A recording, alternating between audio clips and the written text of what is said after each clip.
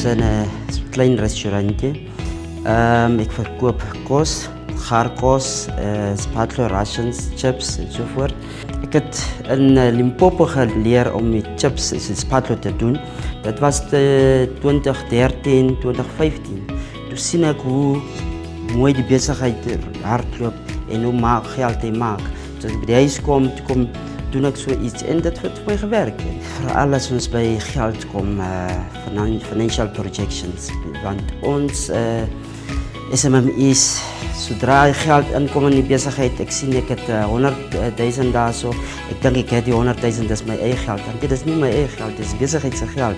En ik heb geleerd om mijn eigen financiële status te doen.